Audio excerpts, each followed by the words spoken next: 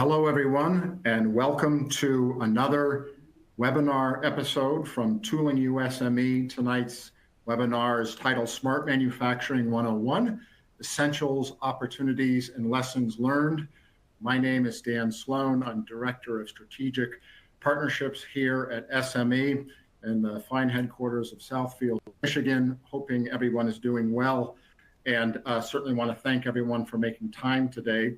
For those of you not familiar with our webinar series, this is an opportunity to hear from industry experts to help us with some of the most pressing challenges facing our industry. And today we have the privilege of hearing from Jim Wetzel, who is co-founder of the Next Gen Group. For those of you who know Jim, know that in addition to being a terrific speaker and facilitator on the subject of smart manufacturing, his expertise has helped him serve in leadership roles at SESME, which is the National Smart Manufacturing Innovation Institute. And also he has over 30 years experience in leadership roles in manufacturing, notably leading digital transformation with General Mills out of Minneapolis and their global organization. And Jim can share more about his background in just a moment as we get started. Just a couple of very quick housekeeping items here regarding the format. Our platform today will allow some interactive polling, which Jim will be facilitating shortly as we begin to hear from many of you around some of your questions and progress around your own Industry 4.0 and smart manufacturing initiatives. Our platform also allows for Q&A, and the Q&A function, if you look onto your screen, hopefully you'll find access to the Q&A dialog box where you can keystroke in your questions at any point throughout today's session. And what we'll try to do is review those questions in real time, and Jim can respond to those questions as they're submitted. We can also, if there's time allows, at the end of our 1 hour session today, we can address more of the Q&A sessions. Also, just letting everybody know that the presentation that you are hearing and participating in and the slides that you're going to see, you will all have access to after today's session. So there will be an email back out to your registration contact, and that will also then provide you access to the PowerPoints and to the recording. And so with that, I'd like to bring in Jim Wetzel. And Jim, hello, how are you doing today? Are you traveling, or hopefully you're safe? I am at home, safe and frozen. I live in Minnesota, and the Arctic front is coming through, and it's going to be below zero tonight, and tomorrow morning it'll probably be 20 below zero. So we will. Right. And for those listening to a recording next July, they might wrinkle their nose and they'll say, "What?" We'll remind everyone we're recording this in December, so that makes sense. Jim, why don't you take us away? Tell us a little about yourself and what we're going to hear today. Yep. Thanks, Dan. Thanks, Tooling U and SME, for this opportunity to talk about smart manufacturing. Today, what we're going to cover is kind of aligning on the smart manufacturing industry 4.0 language.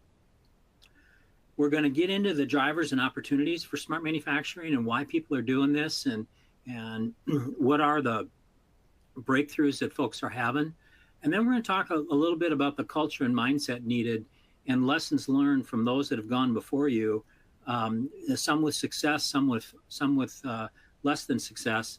And then we're going to close with talking about how do you do this right? And where do you start, and how do I accelerate my journey? So that's kind of our mission in the next little less than an hour. That's the stuff we're going to cover. So a little bit about myself. So Dan did a great job, kind of a warm up. Over 40 years industrial experience in manufacturing. The lion's share of it was at General Mills. I worked 6 years in the plastics industries doing high technology co-extrusion work, but over 32 years in the food business. And I was director of global reliability, and that was my mission was to improve, sustain, and extend the life of the assets that General Mills had across the globe. So that meant running maintenance and reliability We had a function called systems improvement and process engineering, the control and information systems, the IT/OT interaction, and the solutions that were happening in manufacturing, energy, sustainability, and then technology training, essentially keeping those engineers up to speed with the latest stuff. So that was kind of my day job. My part-time job during that same time was I was board chairman of the Smart Manufacturing Leadership Coalition. And when Manufacturing USA requested proposals for a Smart Manufacturing Innovation Institute, the Smart Manufacturing Leadership Coalition wrote a 300-page white paper on what a Smart Manufacturing Innovation Institute would look like. I went to Washington, D.C., defended that paper, and we won the award. And in 2016, were selected and awarded the Smart Manufacturing Innovation Institute, now known as SESME. When I left General Mills, I became the CEO of SESME, and I got SESME started up and running. And then I left after a year. And the current CEO, who's doing a fabulous job, is John Dyke, and he is leading SESME. I've written a bunch of stuff, webinars, etc. And so if you Google me, you'll find stuff on me. So that's kind of about me. So I want to start with this little bit of polling here, where I want to see, I see we got over 120 people attending this webinar live, and I do have the ability to adjust the material that I go over, and so I want to make sure we kind of I want to meet people where they're at. So I have 3 questions for you. My first question is, what is your knowledge of smart manufacturing or Industry 4.0 concepts and impacts? So if you click on your A, B, C, D, E, I'll give you a little bit of time for that, and we'll see what the group says. So I'm kind of watching how folks are doing. We've got about 10% of them in, so keep clicking away. Now I got 25%, 10. There we go. We got over half of you in. There we go. I'm going to see what the survey says. Survey says this audience is on the low end of the spectrum of kind of understanding smart manufacturing terminology, words, etc. So over half of you have no or little knowledge of what I'm about to talk about. So that's good news. And we will certainly, that won't be true when we come out at the end. You'll be able to say you're aware or very aware if I'm successful in what I present today. Let's go to the next question. Same exercise, click on your response. Have you developed a vision or a strategy around digital transformation at your company? So what I'm trying to figure out is, are you starting with a plan or are you starting by execution? So waiting for people to click on things there. They're starting to come in. We're at about 25% of the audience has come in. About a third has come in. Okay, we're over half now.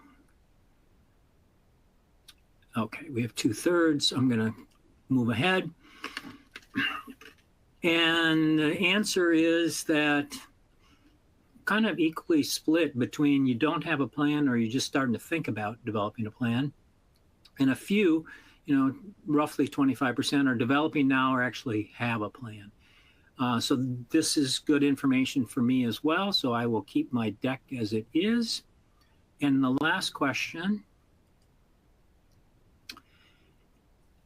is, I want to get your insights around what your view on technology is.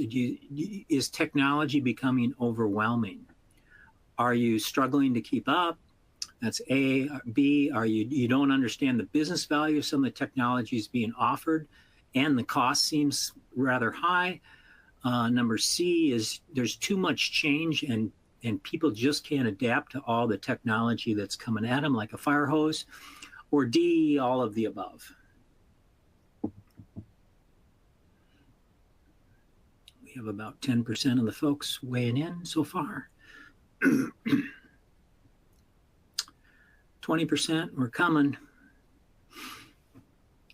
My guess is the internet is taking a bit of a lag to summarize these, but it's good. We're at 50%. There we go. I'm going to go to the next slide and let one last refresh. There we go. 2/3 are in. Struggling to keep up. Predominant answer, too much change, and all of the above. So that's really helpful as well, because quite frankly, the last two questions around, do you have a plan, and is technology helping or hurting? We'll go into that. We'll discuss that actually quite a bit in the next 45 minutes. So thank you for doing that. Here's what I want you to reflect on. This is not a survey question, but I do want to kind of start the material this way. Do you believe the facilities that you're in, manage, run, own, will be operating in 10 years from now like they do today? Do you think your facilities will be operating in 10 years like they do today? And I know what your answer most likely will be, and that is no, or hell no, or some version between there. And I ask you to think about this as I go through the rest of the material. If you're that certain that your facilities need to be or will be operating differently 10 years from now than what they are today, what are you doing about that? Are you advancing that cause? Is this Rip Van Winkle and you're just going to wake up 10 years and go, wow, I never would have thought that? And as you listen to my presentation, think about those things that you thought never would be true, and they are. You think about the transformations that have happened in other industries. There's transformation in the banking industry that almost everything you can do today is mobile. Direct deposits, you can take photographs of your checks, right? You can basically self-manage almost everything financially, buy and sell stock, all that kind of stuff has been transformed.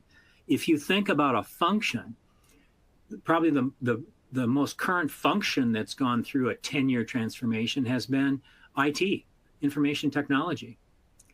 They had servers and racks of servers and data centers and all that kind of stuff. Now it's all moved to the cloud, and how they handle security and how they handle stuff is dramatically different today than it used to be. And I'm not going to get into the debate about is that better or worse. You can decide that for yourself. But a transformation, in fact, has occurred. And so I want to talk about that, because think about your initial answer of, is it going to be different? And if the answer is, well, of course, the second part of this is, well, guess what? What got you here today to attend this webinar and the state and status of your manufacturing systems is not going to be what gets you there to what you just imagined 10 years from now. So doing more of the same isn't going to have that transformation. So what are you going to do differently? What is the stuff that is going to get you to where you want to be? And I'd suggest to you, one of the things to, again, write a note to yourself and think about is, what is that future state I want to be? Where am I going to be 10 years from now? And what do I need to do to make that become true? I want to create the future state, not have it created for me. I don't want to be the victim of the future. I want to be the leader and creator of my future. And so I would suggest to you that a lot of the practices that I'm going to kind of refer to as legacy need to be transformed to get you to that place where you're operating differently 10 years from now.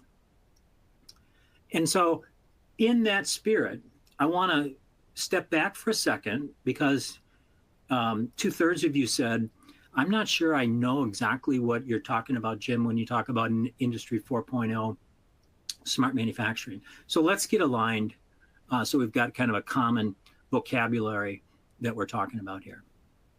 So Industry 4.0, I say it's a name held hostage because it really has two meanings. It's the fourth industrial revolution. We are in the fourth industrial revolution that has been, and it's being defined as this cyber physical, this computer digitally aided and physical transformation of manufacturing. It also is the brand name, if you will, of Germany's Industry 4.0 initiative. Germany's initiative to promote a connected manufacturing and a digital convergence. You know, they've got a lot of automotive industry in Germany. They've got a lot of heavy manufacturing in Germany. So the German government really values manufacturing. They created a program called Industry 4.0. Happens to have the same name as the fourth industrial revolution. This is what that fourth industrial revolution looks like. So you see in the far right, this cyber physical. This revolution, this convergence of physical, digital, and virtual environments actually started about 15 years ago. So we're about 15 years into this cycle. Just so you know, most of you in the call and most of the manufacturers in the United States are in Industry 3.0 as far as what they're currently working on.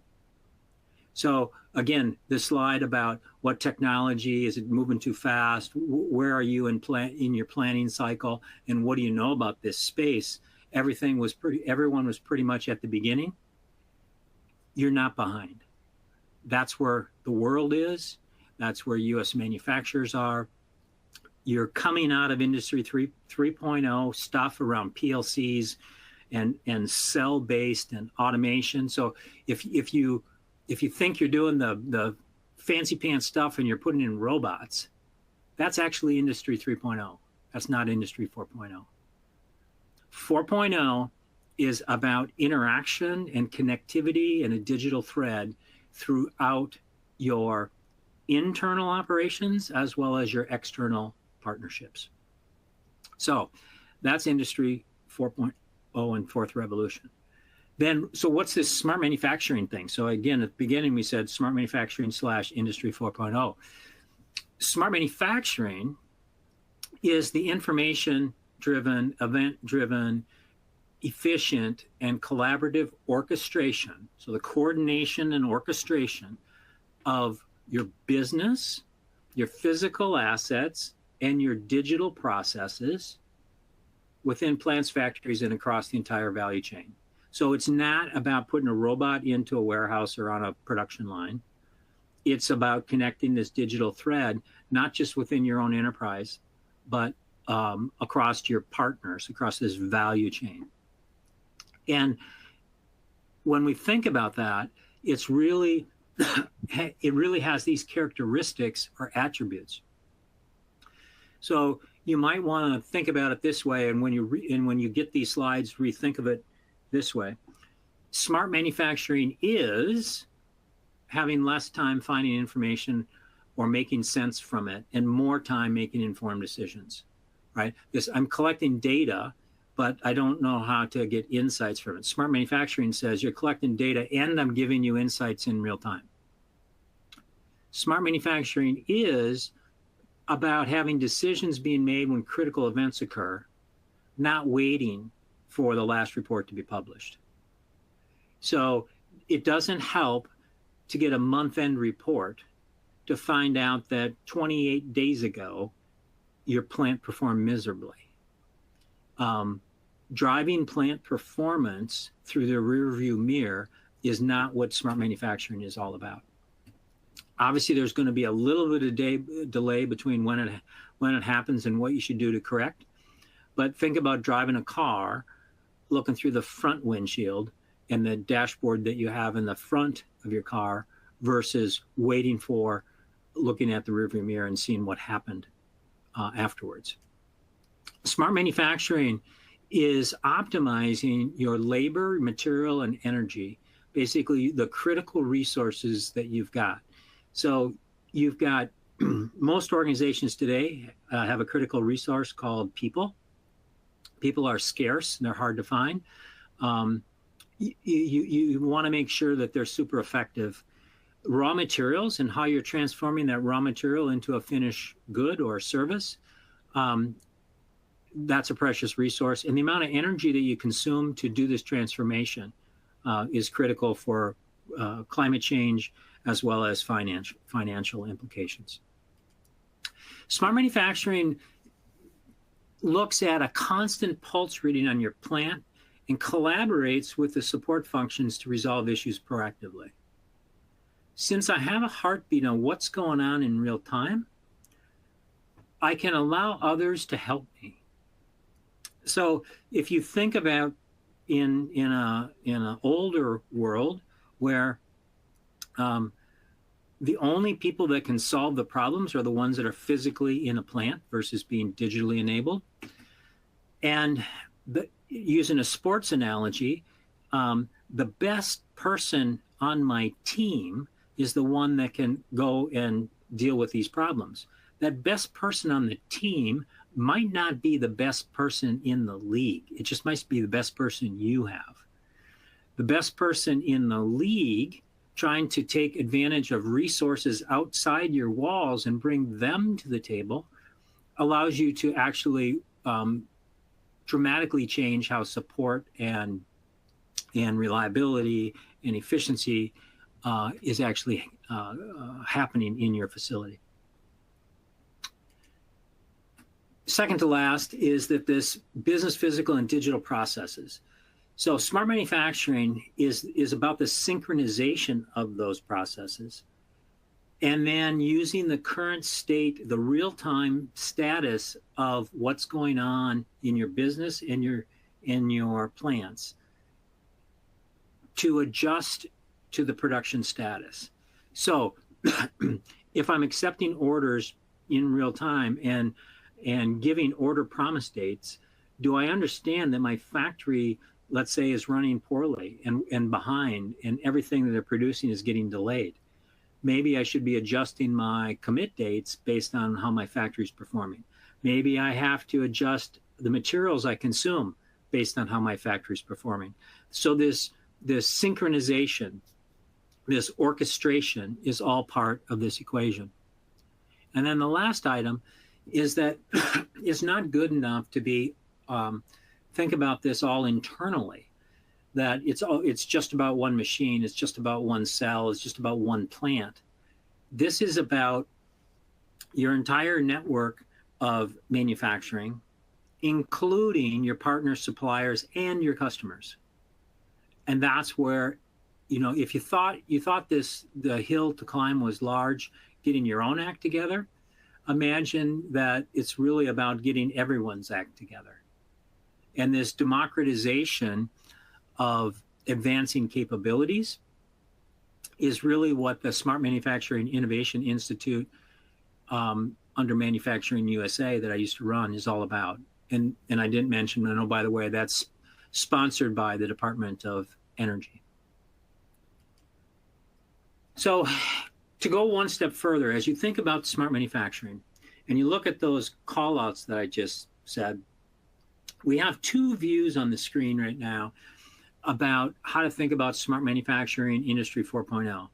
First of all, think about data, capabilities, and actions. That's basically an orchestration. That's basically stuff that's in this blue circle. I would guide you to not get hung up or even think about the stuff that's in the gray that's on this slide. Unfortunately, that's what a lot of people want to think about first, everything that's in gray. They want to worry about industrial Internet of Things and process modeling and artificial intelligence and robotics and mobile computing and cloud computing. Those are just technologies. And those technologies can enable smart manufacturing to happen. But for this webinar and for my practice at NextGen Group, I do the following. I don't talk about technologies. I don't lead with technologies. I talk about the blue stuff. What do you want to have happen? What must be true? Do I need to collect more data to understand what's going on? Do I need to connect things across my factory? Do I need to provide insights? Do I need to improve the flow of information and materials throughout my organization? Do I need to really address how people can be fully leveraged in a different way? And I need to be able to figure out how to do this throughout an ecosystem that I'm participating in. That's my smart manufacturing discussion that I want to have in the rest of these slides. Not about, should I go to the cloud or not? What's my AI strategy? What's my advanced robotics? And another thing, if you're taking notes, I would ask you to think about this. Imagine, for the purpose of getting to a better place and understanding what must be true, for that exercise, if you could please do the following. Assume that all technology that you ever could need actually has been created. That's assume number one. Assume number two, all of the technology that you need that has been created is available to you for free. Costs you nothing. Costs you nothing. I'm here to tell you, if technology had the capability and it was free, you still wouldn't know how to start and you still wouldn't know what to use. Because it's not about technology, it's about the journey that you need to go on for your organization. Technology is not the driver, technology is the enabler. You are the driver for where your company wants to go. You have to figure out what your recipe is that you want to go after, and that will help define the digital transformation that you need. I've had too many of these conversations where people talk about and get hung up on, the stuff costs too much, I can't get it executed, yada, yada, yada. And I go, you're asking all the wrong questions. Assume it was free, assume it existed. What are you trying to accomplish? And the first thing that I would suggest to you is, do not play the carnival game whack-a-mole, where the mole pops up and you've got a foam sledgehammer and you're pounding it down. That's the legacy way of thinking about value creation. A problem comes up, your job is to solve it, you whack it down. That game, just so you know, the game never ends. There's never a winner. It just keeps going up and down, and you're whacking, whacking, whacking. You never got to that 10-year different place that I led this conversation with. So I'm going to keep pushing this to really talk about the high value of having a plan and having a strategy versus your strategy is reaction. And that's different from, that's a breakthrough for manufacturing. Manufacturing tends to be very tactical. That's this left-hand side of the curve. That's whack-a-mole. If something comes up, you figure, you get a bunch of really smart people in a room, engineers, operations, etc., and you start solving problems. And, digital can solve a problem for me. Let's just solve a problem. But where are you going? That conversation never comes up. There's value added to playing whack-the-mole. In general, when you execute that, you'll have a payback that will pay for the work that got done. But you won't end up in a different place. So this tactical versus strategic, if X is equal to 1, and I'm trying to make this mathematical here. If the tactical value creation is 1x, the strategic value creation is 3 to 5x. So if you thought you had value in applying and looking at some solution, I'm here to tell you there's 3 to 5 times that value if you use a different muscle. And that muscle that you need to exercise is your strategic thinking and your strategic muscle when you're talking about transforming to that future state that said 10 years from now, I don't want to be where I am today. And there's data to prove it. When we get to the lessons learned, I'll talk briefly about some of those examples. And so what are these tactical things? It's the stuff we all eat and breathe. We've done this for 40 years. Cost of goods sold, the profitability, the ROI, the reliability of our assets, the efficiency of our assets, the quality, and the made right the first time, and the cost of quality. And now with climate change, what are we doing with energy? What are we doing with carbon footprints? All that kind of stuff. That's traditional. That's table stakes for manufacturing. I'm not saying ignore that. You clearly have to do that. That stuff never goes away. But if you want to get to 3 and 4 and 5 and 6x, you should be starting to think about what must be true to go after speed, agility, resiliency, innovation, and partnering. Those levers are the new levers of digital transformation. That's the stuff that separates one company from another, is how well they're able to do this stuff. Because the price of entry is the top stuff. You will not, you won't get to pass go if you don't nail the top stuff. The bottom stuff is the difference makers. And this keeps coming up by study after study. So I don't care if you're McKinsey or Deloitte or Gartner or, pick your consulting company of the day. They've all got examples where the money is just coming in droves. So as an example, McKinsey had this report, 15 to 20%, 15 to 30, 30 to 50, 85%, 10 to 20, pick your number.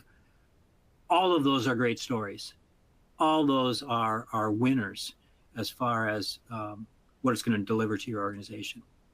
Here's another one. This one happens to be from Gartner. This is a study that Gartner did last year of almost 500 companies. Where are you seeing benefit? What kind of stuff is the stuff that's driving you to create with urgency a digital transformation plan? It's this operational excellence. Our plants are becoming predictable, reliable, and knocking it out of the park. Our processes are being optimized. This decision making that I talked about in smart manufacturing, I'm getting better decision making, and thus I'm able to better use the assets that I have. So there's better capital or capacity utilization, and so on and so on and so on. So there's a whole list of early on value creation benefits that early adopters have been seeing. And how is this translating to their bottom line and their corporate goals? And are these companies actually translating from manufacturing being more successful to their company being more successful? And if you look at the slope of this curve, it's not a normal curve, it's a skewed curve. More and more companies are starting to see that those early wins that they're having in manufacturing are translating to their business performance goals. Again, very positive message being sent here. Deloitte did a study on this concept of continuous improvement. And if I applied digital capabilities and really looked at doing continuous improvement in an accelerated manner, what kind of benefits will I get? And here it's kind of displayed. If the blue curve is 1x, look how big the green curve is. There's your 3, 4, 5x capability. So if you want to do some reading, there's a lot of stuff, and SME actually might be presenting more workshops on this, I'm not sure. But the concept of digital lean and how you can actually take digitalization, put it on top of your continuous improvement and lean foundation, And can you get, instead of 1x benefits, can you get 3, 4, 5x benefits? That's what's starting to emerge in the marketplace. And here's early examples. So if you just take a look at the blue headers, the dark stuff, the black stuff is individual projects or individual things to work on, but I don't want to spend all of our time that we have today together to go through all that. But how we actually help out people to make their jobs simpler, better, and more productive. That's augmented connected worker. How we connect and get more data and information in real time from our equipment and systems. And we move from silos to interoperability. So that's a big shift to think about our equipment interoperates with other equipment. Is not a standalone silo. And to do this in real time. So it's real-time collection and monitoring. And to display this to people, and quite simply, it's how you doing? The people in your factory know how you're doing. Or do you have to pull up the rearview mirror, end of shift summary, end of day summary, end of week, end of month, end of quarter summary to see how you're doing? That's legacy. That won't be true 10 years from now. People will know how they're doing as they're doing it. I just got back from a trip from Europe, and I thought I obeyed all the speed limits, and I was on the Autobahn and all this kind of stuff. But I fully expect I'll probably get a speeding ticket or two way after the fact. Did that change my driving habits? No. If I got a speeding ticket immediately, would it have changed my driving habits? For sure. So this rearview mirror after the fact, a lot of the things we need to change in this digital transformation is cultural. And so you'll see the thread of real time coming through loud and clear on all these. So you can read through these. And SESME, the Smart Manufacturing Innovation Institute, took a look at the technology stack and said, what must be true so that you're not painting yourself in a corner and you have all of the opportunities in the future state that you need whenever you get there. And here's the 7 things that are kind of like the foundation of a next generation capability building. Like we said in the other slides, it has to be interoperable and open to others. It can't be solutions that are uniquely defined just for a use case. It has to be sustainable and maintainable and energy efficient. It has to be secure so people don't hack it and hold your company hostage. It has to be scalable so you can deploy it as often and as many times as you want without restrictions. It has to be resilient and have the ability to be orchestrated to your business processes. Has to be in real time, like we already talked about. And then lastly is proactive and potentially even semi-autonomous. So we're not saying that this 10 years from now, every factory is going to be a lights out. But there's opportunities for work to be done differently, both orchestrated, real time, and potentially semi-autonomous. But not all paths are rosy. And if you look at these early adopter successes, here's what goes with it. The far left-hand side, 70 to 95% of the projects that are happening in the digital space have not met their business goals. So most projects are underperforming. And why are they underperforming?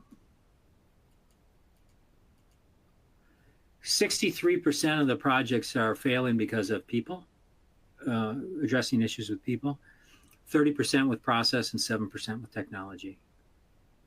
That's why I said, let's just set technology aside for a second and assume everything exists and is wonderful.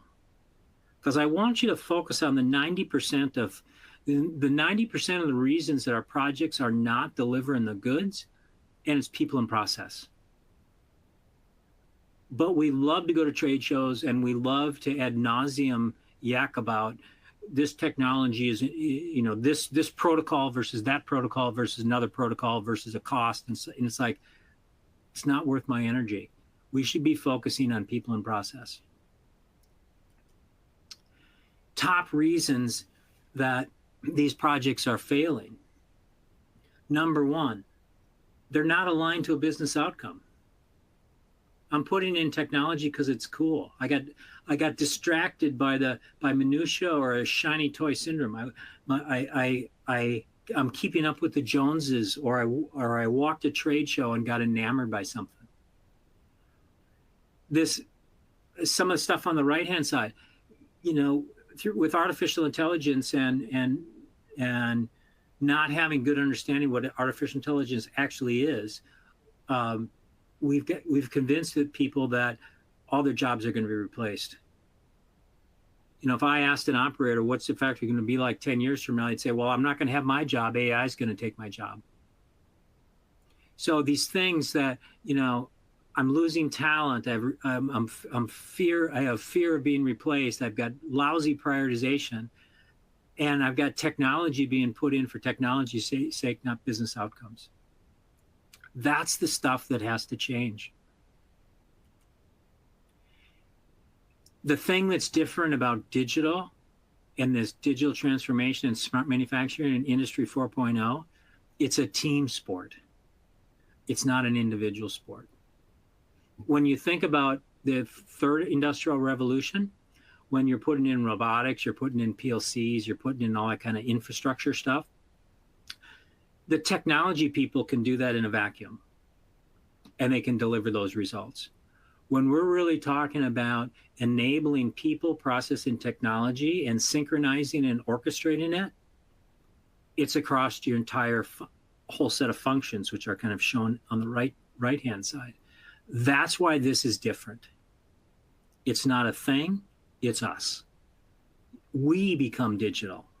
So if you came to this presentation thinking about, I just need to get my engineers engaged with some new technology so I can deploy to my factory, so I can have massive improvements, that's not the message I'm giving you. It's about, where do you want to go when you grow up? How do you get everyone on that same page, because it's a team sport, and row that boat together? And so to do that, this requires a new way of thinking. This mindset shift, this paradigm shift. I'm going to talk about what that looks like.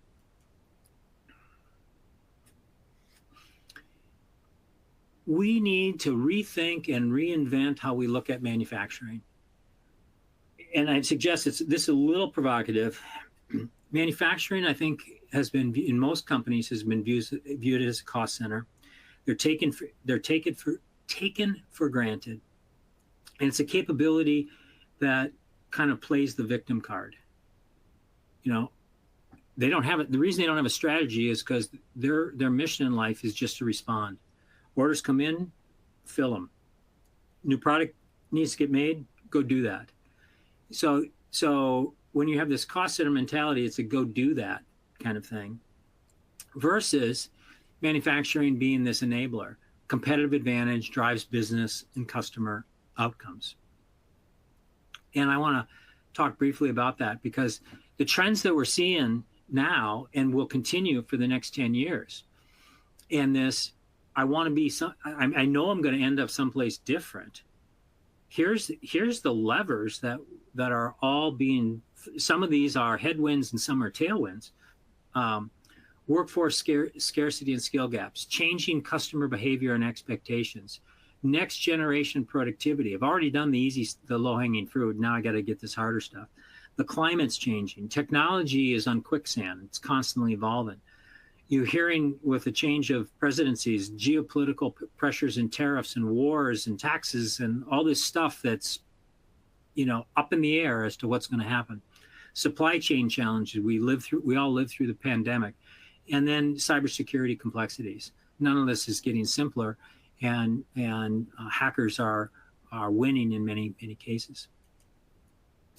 And so what am I going to do about that? We've put together kind of these mindset and operating principles, going from mindset and operating model and people and technology, and tried to capture what it looks like today and what it's going to look like in this future state of 10 years from now. And if today I'm wearing this victim hat that woe is me, I have to work in manufacturing, and I have all these unreasonable requests. Tomorrow I'm going to be a driver and enabler. Today I'm going to focus on my operations. Tomorrow I'm focusing on the customer. Today I'm focusing on reacting and responding. Tomorrow I'm proactive and I'm anticipating what my customer wants. Today I'm worrying about safety, cost, and quality, kind of those main table stakes. Tomorrow I'm doing that. None of that goes away, but I'm adding to that resilience and agility levers. If today, there we go. Boom. If today I'm trying to have a functional excellence, I'm trying to have a connected linear supply chain, and I'm product and process centric. Tomorrow, it's about being end to end, beginning to end, and orchestrating that, and having interconnected networks and changing the way my organization is designed to support that, and then becoming employee centric as well as data heavy, right? So people aren't going away. They're not being replaced. Jobs might be different. Spans of controls might be different, but people will still be at the helm. And when I take a look at those people, how do they need to shift? If today they're worried about tasks and skill gaps and it takes a long time to become competent, and in some cases it's just a job. You know, I come to work every day, I won't say punch the clock, but I'm just doing my job. Tomorrow it's not about your task, it's about your outcomes. Tomorrow it's about upskilling your capabilities and having zero time to competency. What if I could become a skilled worker when I first came in the door? Why do I have to go through 6 months of training, 1 year, 2 years, 10 years to actually become competent in my job? That stuff all needs to be resolved. And then we're seeing that the employment proposal is different for companies. It's about, am I making a purpose and value driven? Am I empowered? What's my work-life balance? And what about sustainability? These are things that the individual now cares about and puts it top of mind when they're trying to figure out, is this company right for me? And then it's translating to these technologies. In today's world, you're worrying about functional solutions, and that results in disconnected systems, data models and architecture per solution, and high risks for system breaches because they're very fragile. In tomorrow's world, you're going to hear about open and interoperable, common and standard platforms in cybersecurity. So there's this big shift that needs to happen and is happening as we speak, but there's a long ways to go. And so I'd ask you to think about, and we're winding down here, I have about a little less than 10 minutes left. What is your true north? And the reason I want to have you think about it this way, and not about a technology way. I'm going to use an example. Transportation. If I looked at transportation technically, there are many modes of transportation. I can walk, I can run, I can bike, I can roller skate, I can motorcycle, I can drive a car, train, fly an airplane, take a space shuttle into orbit. So the technology has delivered many modes of transportation. So if I asked it from a technical perspective, what mode of transportation should I take? How do you answer that question? You're missing a key piece of information. Well, where do I want to go? I'm not going to take a space shuttle to go to the convenience store, nor am I going to walk to the moon. So if you haven't asked and answered the question of where do I want to go, how in the hell would you ever have a path to get there? So the number one thing that I'm pushing on is define that future state in the direction that you want to go in. And it may just be directional. It may not be, I want to go to Cleveland, or I want to go to Chicago. It might be, I want to go east, or I want to go west. It might be a directional statement. That's better than picking a technology before you have a destination in mind. Yet, today's world, we're almost all guilty of picking the technology before we know where we're going. And so this is kind of a big deal. So what we did in NextGen in partnership with U-SME was we created a framework to accelerate your journey to figure out that compass. And we said, we're going to develop a roadmap. We're going to go through assess, focus, and road mapping to actually deliver a plan, a strategy of work. And I see there's a question in the note. Okay. So one question about what about small companies? Yeah. So this what about small companies is really a great question. Everything that I'm going through here, a lot of it is supported by large company thinking. The stuff that I'm in the middle of right now is an all company size. This urgency, this need for developing a plan. What I find super interesting with small companies, and maybe it's because they're entrepreneurial in nature, and maybe because they don't have resources to burn. Everything has to deliver. Everything is urgent. So they pick technology. They pick a project. They do a project without understanding its true value. And so I've worked with a number of companies. They spend $100,000 on some machining solution that's going to integrate this tool with that tool, and then they say, Jim, this didn't add any value. And I said, well, I could have told you that at the beginning because you don't have a plan. Even if the stuff worked, you don't know what you're going to do with it. And so there's much more to this story that I can't answer in 6 minutes, but this small and medium actually is where the rubber hits the road. And quite frankly, there's roughly 400,000 or 500,000 manufacturers, and 98% of them are small and medium. So, the big guys, the 1% of the manufacturers get all the press, but it's moving the 98 and 99% of the companies that's actually going to drive the impact. This process that I'm talking about, we have scaled down to 10-person organizations, and it's gone up to multi-billion-dollar organizations using the same process.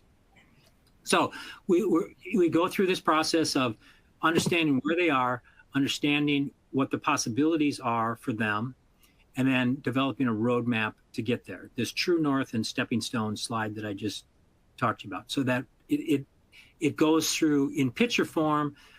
We deal with this stuff in text form, current state, current opportunities, challenges, future state, business drivers, project definitions, yada, yada, yada.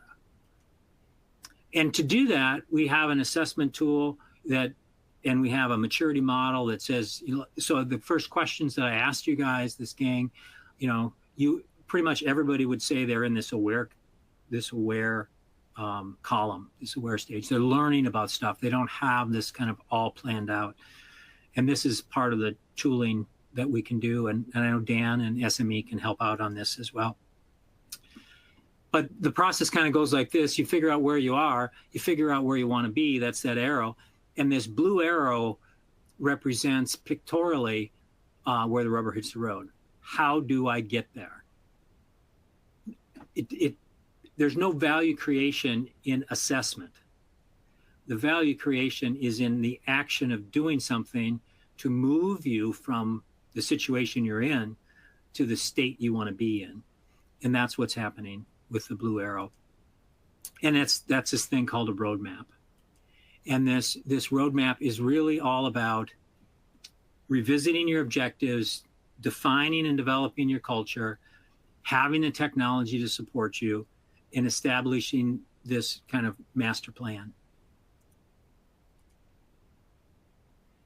To help you, one of the things that I'm in the middle of right now, in partnership with SME and in partnership with U-SME, is developing a playbook that says that you can read. It'll both be physical and digital. So how do I do this? If I was a machine builder, what do I need to do? If I was a manufacturer, what do I need to do? What step first? If I'm small, if I'm medium, if I'm large, what is this reference book? What is this playbook that can be done? We are crafting that as we speak. I'm going to turn it over to Dan to help wrap this up. Thank you, Jim. And yeah, we've got about 3-4 minutes and we can bring it down. And if we don't get to everybody's questions today, we will try to facilitate a little bit more dialogue and access to Jim and to SME as part of the email follow-up that you all will be getting regarding the questions. But regarding the people piece, and this ties to some of the questions around winning hearts and minds for that future state, there's tremendous value in beginning to just break down some of the barriers and awareness around some of the concepts around Industry 4.0, the technologies. And then as we get more into data science and the role of data as part of a problem solving or a lean methodology, these are some of the ways that engineers and manufacturing and operations, as well as HR and finance and others, can do a little that just around some of the key pillars of smart manufacturing and Industry 4.0.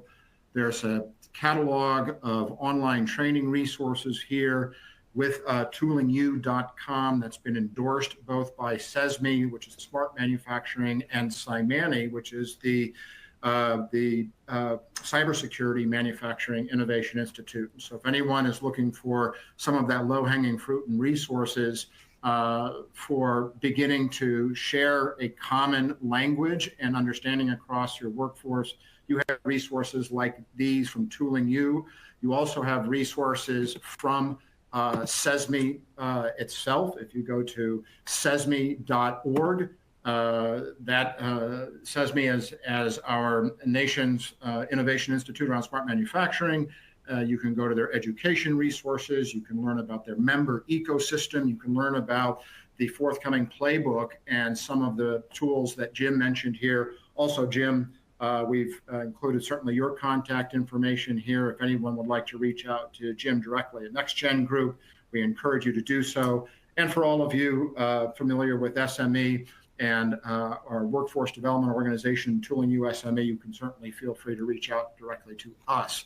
And so with that, I think we can wind down.